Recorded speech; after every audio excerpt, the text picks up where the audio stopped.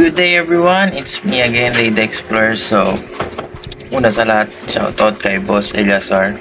So, maagang birthday gift niya sa akin. So, nadagdagan na naman aking alaga. Pero ito, binigay, isang piraso lang kinuha ko kasi nga ayoko rin magyang pasado. So, kumuha ko ng isang potential red white on breed niya by Boss Eliazar. Isang Rancho. So, red white, napaka potential. Pakita ko sa inyo. So, ito guys, yung binigay. Sakit.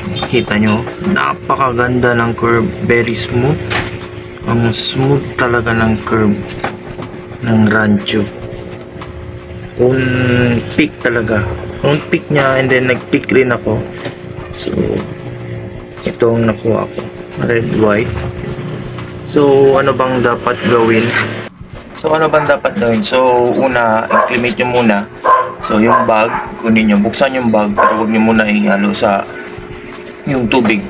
So, ibabad nyo lang for 20 minutes. So, dahan-dahan yung ibuhos yung water tank nyo galing sa bag.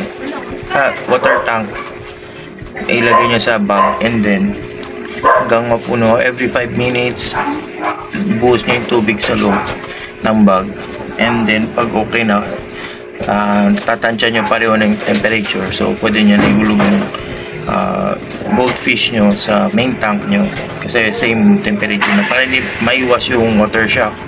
And then quarantine nyo muna, solo lang muna to siya.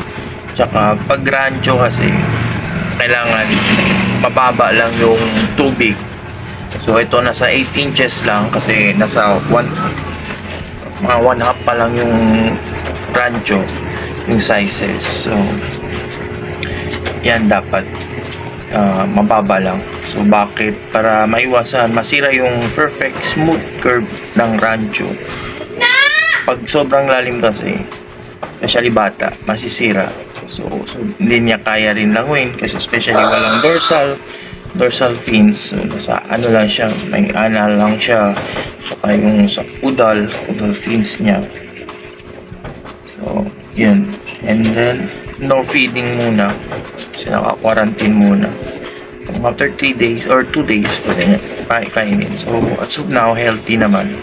So sa mga ganitong size ay mas maganda 2V life, 2B, so bloodworm 2V effects binibigay para mas mabilis kasi high protein. Yung the best gawin sa Rancho. And then syempre sa coloring, madali lang naman kasi number 1 is direct sunlight, outdoor setup.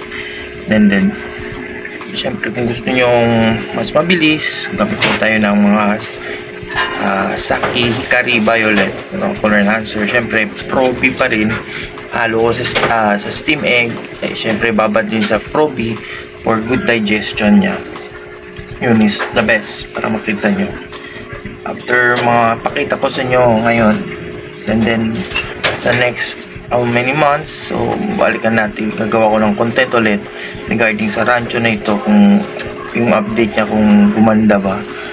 So kung lumaki na siya nasa 3 inches na, so medyo pwede nyong ilalim konting tubig.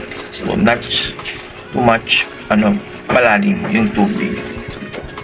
So yun lang guys, update lang ako. So thank you. So let's talk about rin sa pag-picking ng Rancho, paano ba? So number 1 is sa own ko lang number 1 is yung curve niya napaka-smooth from head. Start na siya nag-bend hanggang pababa. At least naging C talaga siya. No, not totally naging straight tapos naging C. Medyo hindi yun pasok sa akin.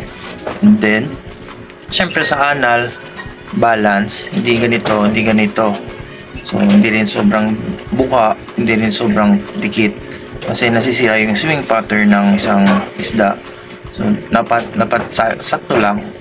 And then kung sa side view naman ng anal is pareho nga, pero yung isa medyo mahaba, yung isa medyo maliit, so hindi na yun agad. And then sa mga fins niya, as you can see, parang B-shape siya, no? Titignan natin sa top view. So dapat perfect kasing haba, straight, walang punit. Sa upper caudal, lower caudal, kailangan wala ring UP, walang fold siya. And dun sa coloring, napakasaglit lang naman. And dun sa swimming pattern ganyan, straight, not totally na ganyan. So dapat kasi perfect rin yung kudal, kasi yun rin minsan nagiging sa swimming pattern. Yun naman kasi mas saglit sa rancho, kaya lang medyo mahirap lang sa rancho i-groom yung tubig. Kailangan bantayan mo yung ilang inch ang lalim.